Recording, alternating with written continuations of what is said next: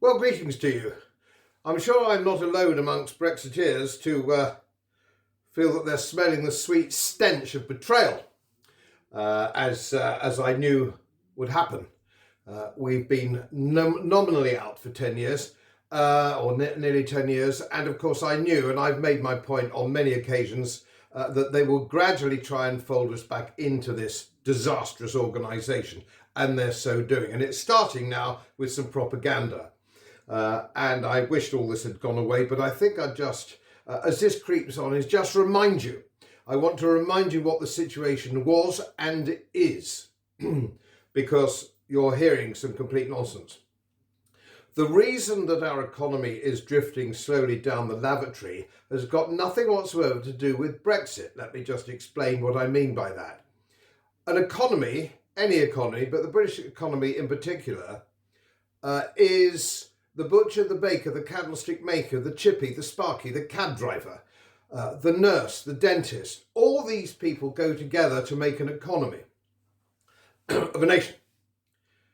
The actual trade in an economy is got very little to do in this country, less so in Germany, or Germany as was, with the export of manufactured goods, for example. And there was the 80-20 rule, as that many of you will know, although it was kept very quiet at the time and still being kept quiet today. The trade between Great Britain and the European Union was 80-20. We took 80% of their goods and they took 20% of ours. So it's very, very heavily skewed in favour of the European Union. And of course, one thing the country does extremely well, which of course is financial services based in the City of London. But that's not part of the equation. Because that's not a trade statistic, and if you doubt me, think about trade. Do you know anybody who is actually involved in trade with exporting something to the European Union? When we were in, do you know sisters, cousins, aunts, grandma, grandpa, anybody who was actually working for something exported manufactured goods to the European Union or non-financial services? And the answer is, you probably don't, because it's such a tiny part, and the tiny part of the whole economy was probably only about 7% of our economy was anything to do with the European Union at all. So that's why you can't scratch your head and think of anybody different in a manufacturing country like Germany, of course. Leaving that aside, there's another very important thing, more important than that, because we were lured into this, if you remember. Chaps of my age will remember calling it the common market. It was going to be a wonderful free trade area and all the rest of it. And of course, Enoch Powell got it absolutely right when he said it's nothing to do with that. This is the United States of Europe. It's one country, one national anthem. The capital will be in Brussels. The judicial system will be finalised in Strasbourg or Brussels, and that's how it's going to be. And of course, we saw that encroachment year by year by year. Let me explain that a little bit more. We have a system in this country, and a lot of you, well, you'll probably know this, my subscribers, but your children or grandchildren won't know this, because it's been deliberately kept from them, the principles of English law. And the principles of English law are based on statute law and common law. That's our legal system. And the legal system on the continent is sometimes called the Napoleonic Code, and it's sometimes called Corpus Juris. You can take your pick, it doesn't matter, it's the same thing. Okay, very simply, what's one? Ours is statute law, and common law is basically that which you, whatever you do, it's all right, it's not illegal unless there's some kind of statute or common law that says you can't do it. Which means you can do just about anything you like unless it's actually a breach of common law or statute law. Now, it doesn't work like that on the continent. They have a completely different system. What they do is tell you a corpus juris or a Napoleonic Code is tell you that which you can do. An analogy I used to make at universities was imagine that you're a pupil or a sixth former or an undergraduate living at home, whatever.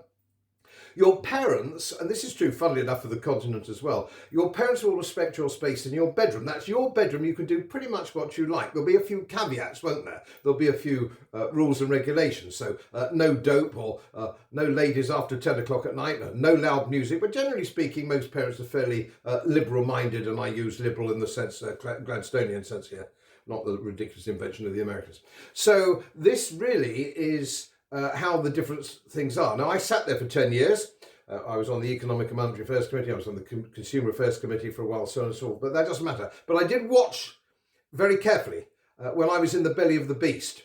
And because they have a system of corpus juris, it means that they have to legislate very heavily. And I was there for 10 years, and every year I saw around about 2,000 regulations go through without any parliamentary scrutiny and without any cost-benefit analysis. And we've still got them all today. Now, the idea with Brexit was that we would go through them very carefully in the coming years and get rid of them because they hamstring us. Regulation hamstrings an economy. And that's one of the problems that you have. Now, we've got rid of virtually nothing. So what do we get at Brexit, which is much criticised? Well, I'll tell you why.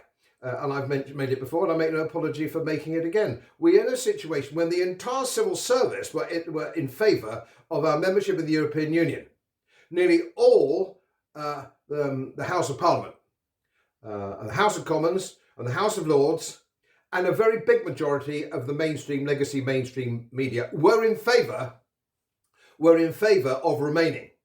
So that when we all voted in a rather sad and naive way, thinking that we were going to leave, we didn't leave. We haven't had any of the benefits that we were going to have. What we did, we withdrew our commissioners and our MEPs. Everything else stayed the same. Nothing else has changed. And we're still paying them for all sorts of legacy stuff. And it was left quite deliberately to make it easy for us to rejoin, which is why the prime ministers we had during that period of leaving, Cameron left, but the people that we had since, and I include Boris Johnson in this, snake oil salesman that he is, was quite simply not to do anything, just to wait until everything had quieted down, and then we could slip back in without changing very much. And that's the situation today. So this is the sort of problem that we've got. Different ideas of running, different ideas of law, so on and so forth, and a very highly regulated system on the continent, which we have kept. Now, if you think back when we're at Brexit, what we were going to do with the money we saved, we were going to have free ports. Locally for me here, Hull was going to be one, and there were going to be others, free ports, and we're going to free up the economy. And the whole idea was that we'd reduce taxation, reduce regulation, and we could therefore turn into a very vibrant and dynamic economy. None of this has happened. None of this has happened. We have more regulation every day, more government spending all the time, more public servants all the time. Goodness knows what they all do. Millions of the buggers. And so consequently, we haven't clawed our way out economically of this problem. And of course, as now what we said perhaps at the time, we're being to drift forward to a European Union army, which was hotly denied in the debates at the time, so on and so forth. That's coming down the street, whether we rejoin or not. And of course, I've always said the other thing is we won't rejoin. There'll be some sort of camouflage to rejoining to try and placate the British public who vote for Brexit. There'll be some sort of placatory kind of idea that, oh, we're not really rejoining, but we will be rejoining in everything but name, and they're working on it now. And we've gone to sleep. And the leading Brexiteers at the time have all gone. They went as soon as the plebiscite was finished. They went. They stood down. And this handed the whole debate, the whole ethos, to people who wanted to remain, which is every single senior politician in the country from any political party. So this is where we are. So don't be fooled when they try and tell you that it was very expensive and so Brexit was a really bad idea. And now look at the economy and all the rest of it, which is Rachel from accounts is trying to tell us. No, we didn't get the benefits of Brexit that we should have done.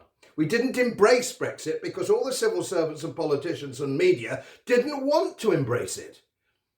And if you don't mind me saying this, if I were running the bloody show, it would have been a damn sight different.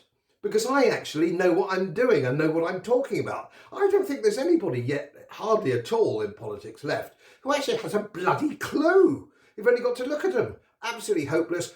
And has anybody on the front benches, one or two exceptions on the back benches, done a real job? Has anybody been in business? Rachel from accounts, Keir Starmer, Kemi Badenough, and all the rest of the comedians have never actually got out of bed and gone to work in the wealth creating sector. Until we have a public sector, until we have a political dynamic made up of people who have actually gone to work and done a job in the wealth creating sector, nothing is going to get better. As most of you know, my work is very heavily independently research based. and I get my information from all over the world. It would help if you press the subscribe button and the little bell next to it, because the more subscribers I have, the more likely it is that international independent research institutes will share their material with me. It's most helpful, and then of course I automatically share it with you. So surprise, won't cost you anything. Thank you very much.